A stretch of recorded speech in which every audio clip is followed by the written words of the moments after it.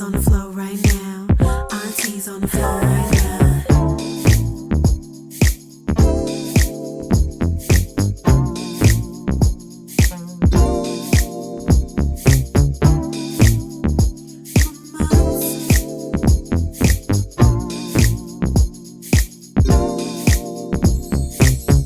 Wanted to become better financially. And when you start seeking that, right? When you start seeking that, the question is ask. ASK. Ask. ASK. It's so powerful when you look at ASK. The same concept for those who may run from the biblical term.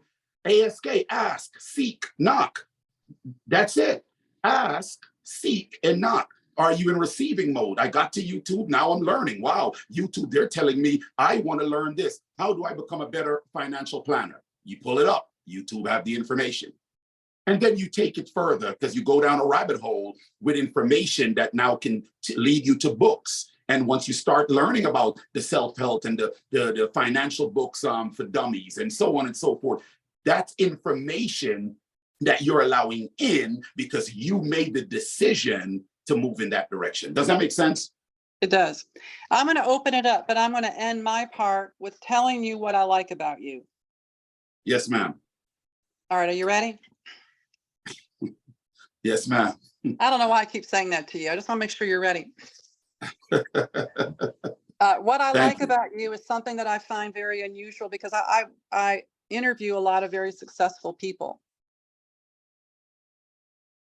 Yes, and ma'am. One thing that I find, I may be looking at them, but I may be wondering what I'm going to have for dinner at times.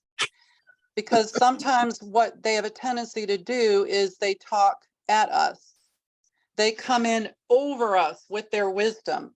But that's not really what changes people. From a biblical perspective, Jesus always came underneath people to create change. He came underneath people to help them see their potential. Don't you want some water for me that'll never run dry? I've got some water that'll never run dry. Why don't you sit at the back of the church and I'll move you to the front? Absolutely. But what I find with many times with successful people is they forget that humility is what moves people. Transparent stories about struggles and overcoming, how to get back on your mark. Those are the greatest kinds of stories that I hang on to. Not how successful people are, not how many millions of dollars they have. It's the fact, for example, you shared about loss, having to leave friends behind, being willing to choose your wife. You know, I have this vision in my mind of some of your friends not liking your wife because she's a strong, beautiful woman, and some of them challenging you with your choice and you having to stand up for your choice. Usually I'm right when I have these insights, but that's what I imagine happened to you. You are right. You had to stand up for your choice and leave some of those people behind. So you have a lot of strength of character because you're willing to come underneath people with your humilities to create change and inspire people to be different. That's what I like about you, Boston. Well, I truly appreciate hearing that. I think it takes time and it's a process in life to actually go through. And I'm a student in the process. I don't think I've gotten there yet. I don't think I will ever get there, right? It's just a process because, you know, the minute I believe I start to feel too big of this person and big-headed, then there goes that pin to pop that balloon, right? So I'm humble because I believe that in order to be a good leader, you got to be a good follower. And people hear follower and they think, I'm not a follower. Well, there is greatness in followership. And you got to understand that they cannot be two generals on the field at the same time on the same team, right? So when you looked at biblical principles, let's look at the fact that you had Moses and there was Aaron, and you needed Aaron, to help with holding up the hand of Moses while the battle was going on, right? But you got to think about it.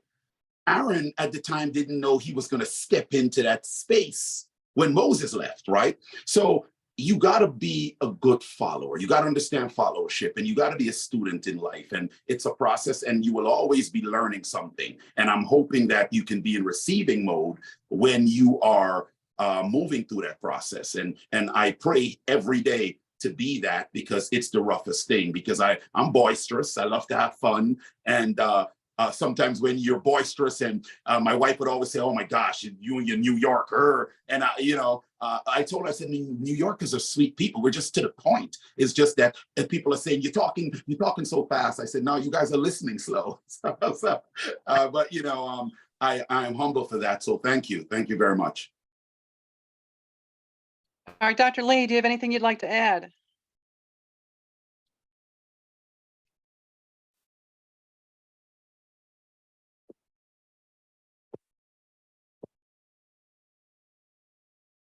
Julianne, would you like to ask Mr. Boston a question?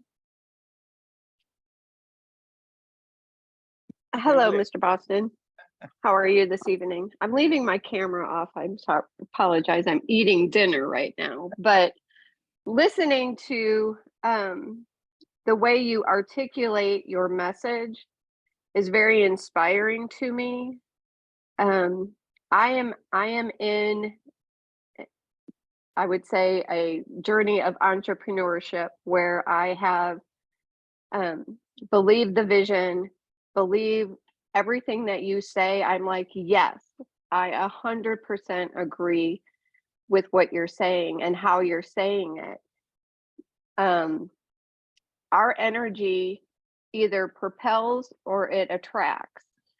And when did you find your voice? What was it that, like, that aha moment, like, I know I'm standing in my purpose? What was that time? If I missed it, I apologize if you said it before. Oh no, thank you for asking the question, and it's a great question. And I'm always saluting entrepreneurs when I speak with an entrepreneur, because it's an amazing thing. People don't know the actual effort and courage it takes to step out to be an entrepreneur. Sometimes people just say, "Oh, they're just trying something," but we're not trying, we're doing, right? So I truly appreciate that. And no, you didn't miss anything. I never answered or said anything about it. So, and it's a great question. I think since I was younger, I will always talk a lot. And so, I would always hear my mom's favorite slogan was always, shut your mouth and go read a book, right? It was always, you're talking too much, go read a book. You should be a barrister at law. Meaning become a lawyer, right? And that was almost the direction I was going to study law years later. But I talked so much, I would always hear you just talk, right? And she would go read a book. And it was one of the hardest things as a youngster. You're like, go read a book. You're always frowning, read a book. And who was going to tell years later that I would be reading a lot of books and studying in a way to elevate myself, to learn more. So I'm addicted to learning, but I believe I was hearing along the way that, you're doing this real estate thing, but your gift is to teach. And I would always be like, whatever. And then, I'm personal training when the markets crash, because I love fitness and health, and they're like, oh, but the way you deal with people, people will come in different walks of life, and your gift is to do this. And I'm like, okay, whatever. But not until I met my wife, being that she's an established author and she studies so often, and it became more of a challenge of between her and my daughter, who's reading the most books.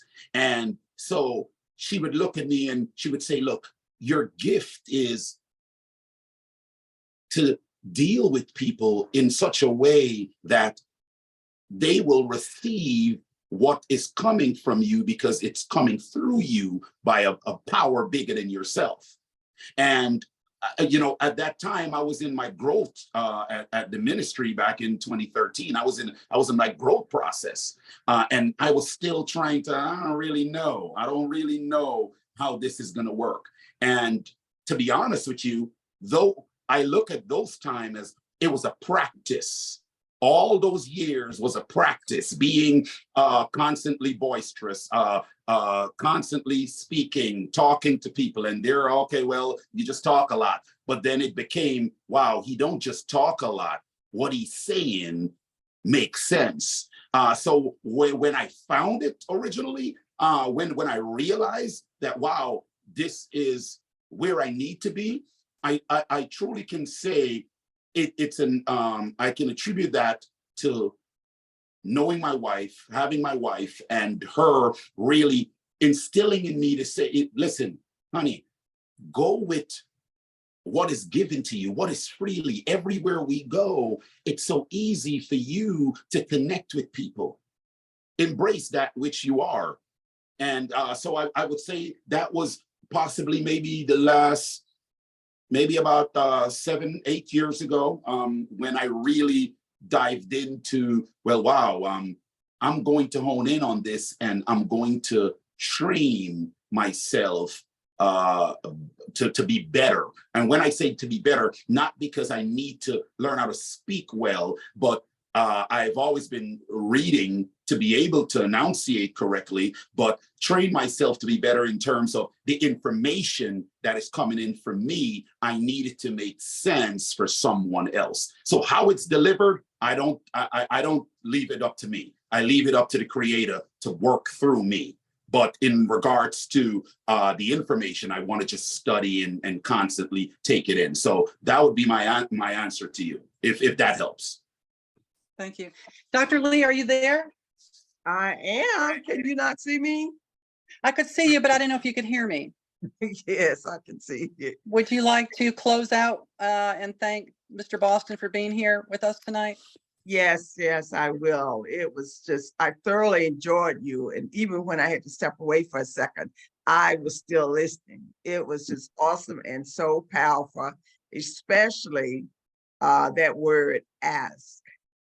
I always say that one of my messages is the power of asking. Yes, So ma'am. I've learned to do that. And so Dr. Morat, I do not want to close out without you saying something if you want to say something. And Ms. No, Drell. not this evening. I enjoyed the presentation very much, Mr. Boston.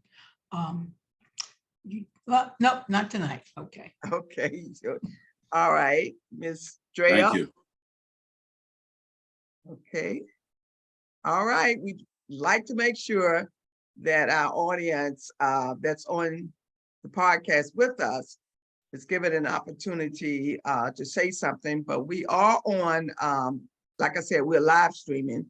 Should be able to see us on Facebook on my page, Dr. Lee Lewis, or Women of Wealth magazine. So we're somewhere there. And next week, we'll be on Instagram, LinkedIn, Twitter, YouTube, TikTok, about 8 platforms. And right after that, we're going to connect with a podcast show. And with the actual podcast show, it's not the visible one, you get to listen. For instance, someone would be able to listen to that message, Mr. Boston, over and over and over. So what I found out, you simply have to grow. You start something and you work with it for a while, but you must enhance it, enlarge it in order for it to grow. You have to water it. So we're going to be on about 8 platforms, starting next Thursday. And the following Thursday, we'll be with another podcast company. So we're growing. Thank God. Thank God. Thank you, Leo. You were awesome. You're welcome. Tonight, as usual. I love to just sit back and watch her interview people. I know what's going to happen, and I enjoy it so much just watching her. So, okay, guys, this was so good. We went 15 minutes over time. Isn't that awesome? Mr. Boston, thank you for being you, and we appreciate you being with us tonight. Thank you very much for having me, ladies, and you guys have a blessed and awesome night. And I hope to connect with you all again soon. All right, thank you so much. Come back anytime. Come back. Thank you. just, say, hey, I can come on this week, because we are always looking for a guest. Always. Awesome. Thank you very much for having me. All right. No problem. All right. Bye, guys. Good night. Good night. Bye-bye. Bye. Thank you.